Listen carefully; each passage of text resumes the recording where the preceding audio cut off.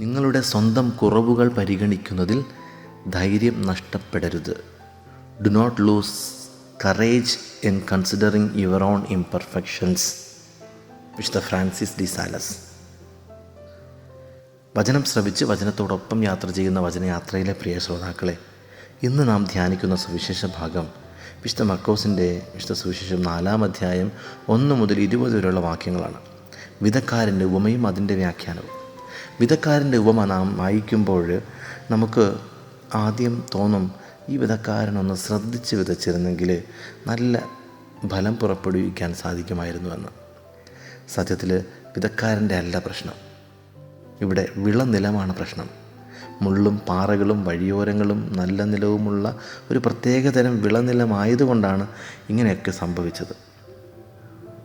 കൂട്ടുകാരെ, നമ്മുടെയൊക്കെ അല്ലെങ്കിൽ നാം ആകുന്ന വിളനിലം കൃത്യമായ അതിർവരമ്പുകളുള്ള വിളനിലമാണോ? ദൈവരാജ്യം പടുത്തുയർത്തുവാൻ യോഗ്യമായ ഒരു വിളനിലമാണോ നമ്മുടേത് എന്ന് നമുക്കൊന്ന് ധ്യാനിക്കാം. ദൈവരാജ്യത്തിൻ്റെ അല്ലെങ്കിൽ ദൈവികതയുടെ നന്മയുടെ വിത്തുകൾ പലരും നമ്മിലേക്ക് വിതയ്ക്കാറുണ്ട്. നമ്മുടെ മാതാപിതാക്കൾ, സഹോദരങ്ങൾ, ബന്ധുക്കൾ, അധ്യാപകർ, നമ്മുടെ ജീവിത പങ്കാളി. പക്ഷേ അവ സ്വീകരിക്കാൻ വേണ്ട രീതിയിലൊരു നല്ല വിളനിലം നാം ഒരുക്കുന്നില്ല, അല്ലെങ്കിൽ നല്ല മനസ്സ് കാണിക്കുന്നില്ല. ദൈവരാജ്യത്തിൻ്റെ വിത്തുകൾ വിതയ്ക്കുന്ന അനേകം അവസരങ്ങൾ കത്തോലിക്ക സഭയിലുണ്ട്. കുടുംബ പ്രാർത്ഥന, ദിവ്യബലി, കുംഭസാരം, സാമൂഹ്യ ശുശ്രൂഷകൾ.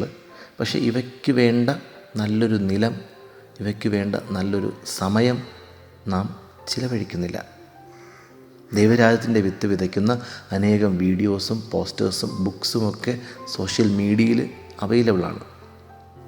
സോഷ്യൽ മീഡിയയിലൂടെ ആ ദൈവരാജ്യത്തെ അറിയാനും ദൈവത്തെ അറിയാനും പ്രഘോഷിക്കുവാനും വേണ്ട നല്ല നിലം നാം ഒരുക്കുന്നില്ല.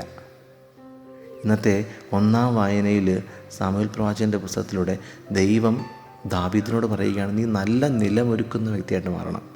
സത്യത്തിൽ ഇതല്ല വാക്ക്, നീ എനിക്ക് വേണ്ടി ദൈവാലയം പണിയണം. നമ്മുടെ ജീവിതം ദൈവത്തിന് വേണ്ടി നല്ല ഒരു ദേവാലയമാകുന്ന നല്ല വിളനിലമാക്കി മാറ്റണമെന്ന് ദൈവം നമ്മളോട് ആവശ്യപ്പെടുകയാണ്. അങ്ങനെ നമ്മുടെ ജീവിതം നല്ല വിളനിലമാക്കി മാറ്റുമ്പോൾ എന്താ സംഭവിക്കുക? ഇന്നത്തെ പ്രതിവചന സങ്കീർത്തനത്തിലൂടെ സങ്കീർത്തകൻ പറയുകയാണ്, എൻ്റെ കരുണ എപ്പോഴും അവൻ്റെ മേലുണ്ടായിരിക്കും. ജീവിതം നല്ല വിളനിലമാക്കി മാറ്റുമ്പോൾ ദൈവത്തിൻ്റെ കരുണ നമ്മുടെ കൂടെ ഉണ്ടായിരിക്കും. അതുകൊണ്ടാണ് ഇന്നത്തെ വിശുദ്ധ ഫ്രാൻസിസ് ഡി സാലസ് പറയുന്നത്, നിങ്ങളുടെ സ്വന്തം കുറവുകൾ പരിഗണിക്കുന്നതിൽ നിങ്ങൾ ധൈര്യം നഷ്ടപ്പെടരുത്. Do not lose courage in considering your own imperfections. പ്രിയമുള്ളവരെ, നമ്മുടെ കുറവുകളാകുന്ന മുള്ളുകളും പാറകളും വഴിയോരങ്ങളും അവയൊക്കെ നല്ല വിളനിലമൊരുക്കുന്നതിൻ്റെ പ്രതിസന്ധികളാണ്. വ്യക്തമായ അതിർവരമ്പുകളാകുന്ന ഡിസിപ്ലിനോടുകൂടി, പക്വതയോടെ, വിശുദ്ധിയോടെ, വിവേകത്തോടെ നമുക്ക് ജീവിക്കാൻ പരിശ്രമിക്കാം.